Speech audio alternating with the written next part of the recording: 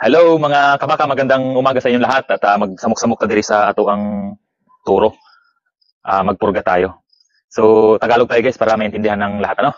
So yun guys, ito po yung ating pamurga. So before sa aking mga previous videos ay meron po tayong ivermectin.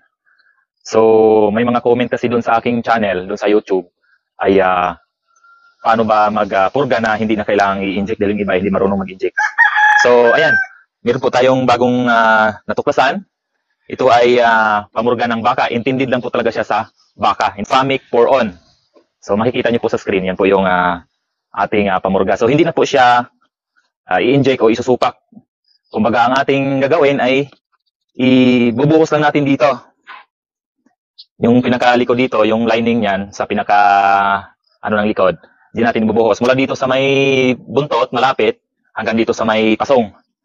So, ayan, ang ating dosage dito sa Dufamic pour on ay isang sukatan na ito ay equivalent to 250 kg. So, palagay natin ang ating turo ay nasa 500 kg estimate. So, dalawang doses ng ito na natin, ibubuhos sa likod ng ating turo. So, sa ating next videos, titingnan natin yung palahi nito. May palahi na ito eh.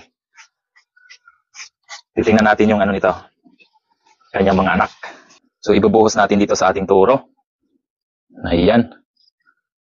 Ating linisan muna ng kaunti. So, ito ay napakabilis. Hindi na kailangang iturok dahil pagturo at kailangan mong turukan, delikado baka magtanda at manunungag. At bukod dyan, ay baka umilap yung baka yung turo natin. So, awa ng Diyos, ang ating turo ay napakabait.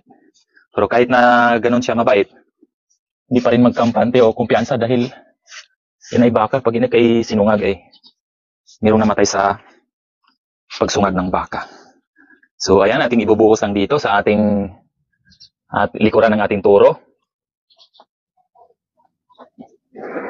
Ayan. Ayan guys, so tapos na ang ating unang dosage at maglalagay ulit tayo. So, ang gagawin mo lang pag naglagay tayo dito, halimbawa ay tulad nito, wala ng laman, pigain mo lang.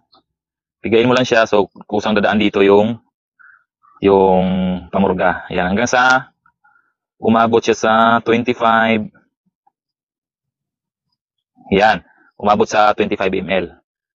So, 25 ml lang ating ilagay dahil yun yung maximum na sukatan. So, equivalent to 250 kg dahil 1 ml is equivalent to 10 kg po yung dosage.